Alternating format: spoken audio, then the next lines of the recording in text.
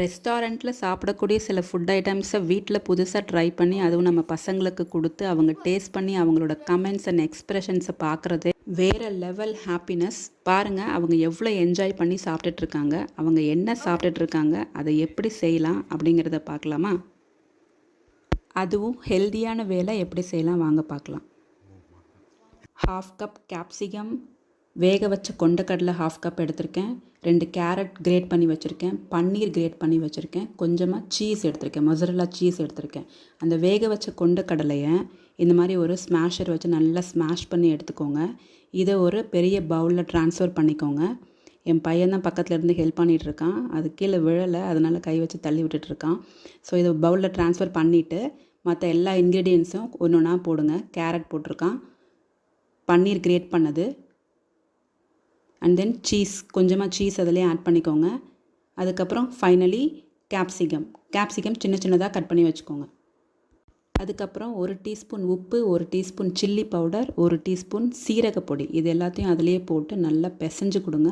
நல்லா பிசைஞ்சாலே எல்லாமே ஒன்றா சேர்ந்து இந்த மாதிரி ஒரு பால் மாதிரி வந்துடும். அதில் என்னென்ன காய்கறி போட்டிருக்கோம் அப்படிங்கிறதே தெரியாது.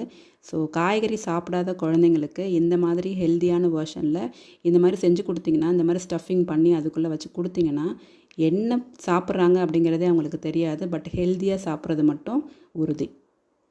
ஸோ அதுக்கப்புறம் சப்பாத்திக்கு நான் மாவு பிசைஞ்சு வச்சுருந்தேன். ஸோ அதிலேருந்து ஒரு போர்ஷன் எடுத்து இந்த மாதிரி நல்லா ஸ்ப்ரெட் பண்ணிக்கோங்க, ரோல் பண்ணிக்கோங்க. தின்னாகவும் இல்லாமல் ரொம்ப திக்காகவும் இல்லாமல் ஒரு மீடியம் சைஸில் ரோல் பண்ணி இந்த மாதிரி ஒரு ஷேப் பண்ணி எடுத்துக்கோங்க. சர்க்கிள் ஷேப்பில் சின்ன சின்னதாக எடுத்துக்கோங்க. பூரிக்கு போடுற அளவுக்கு இருந்தால் போதும். அதை ஒரு நல்ல ஹாட்டான பேனில் மீடியம் ஃப்ளேம்லேயே பண்ணுங்கள். திருப்பி போட்டு எடுத்திங்கன்னா நல்லா கிறிஸ்பியாக வந்துடும். அதை ஒரு பவுலில் தனியாக எடுத்து வச்சுக்கோங்க. அதுக்கப்புறம் 1 ஸ்பூன் எண்ணெய் போட்டு நம்ம பண்ணி வச்சுருந்த அந்த ஸ்டஃபிங்கை அதில் வச்சு அதுக்கு மேலே இந்த சப்பாத்தியை வச்சு பொட்டேட்டோ ஸ்மாஷர் வச்சு ஜென்டலாக ப்ரெஸ் பண்ணுங்கள். ஜென்டலாக ப்ரெஸ் பண்ணால் போதும்.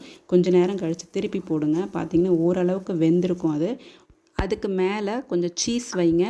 ஒரு சைடு மட்டும் சீஸ் வைங்க. இந்த மாதிரி சீஸை நல்லா ஸ்ப்ரெட் பண்ணி வச்சுட்டு இதை ஒரு சைடில் இப்படி திருப்பி வச்சு நல்லா ப்ரெஸ்ஸிங் கொடுங்க. நல்லா ப்ரெஸ் பண்ணிவிட்டு கொஞ்சம் நேரம் வேக வச்சுருங்க. அப்புறம் இந்த பக்கம் அந்த பக்கம் நல்லா திருப்பி போட்டு மீடியம் ஃப்ளேம்லேயே நல்லா திருப்பி போட்டு வச்சிங்கன்னா நல்லா கிறிஸ்பியாக, அவுட்டர் லேயர் நல்லா கிறிஸ்பியாகவும் இன்னர் லேயர் நல்லா சாஃப்டாகவும் இருக்கும். இதுக்கு பேர் தான் டாக்கோஸ். இதை நீங்களும் உங்கள் வீட்டில் ட்ரை பண்ணி உங்கள் குழந்தைங்களுக்கு கொடுத்து உங்கள் குழந்தைங்க எவ்வளோ என்ஜாய் பண்ணி சாப்பிட்டாங்க அப்படிங்கிறத எனக்கு கமெண்ட் பாக்ஸில் கமெண்ட் பண்ணுங்கள். இந்த வீடியோ உங்களுக்கு பிடிச்சிருந்ததுன்னா சப்ஸ்கிரைப் பண்ணி ஆல் பட்டன் ப்ரெஸ் பண்ணிக்கோங்க. அப்போ தான் நான் போடுற வீடியோ எல்லாமே உங்களுக்கு நோட்டிஃபிகேஷனோடு வந்துடும். என் பையன் பாதாம் மில்க் குடிச்சிட்டு அது எப்படி இருக்குன்னு எக்ஸ்ப்ரெஷனை பாருங்கள்.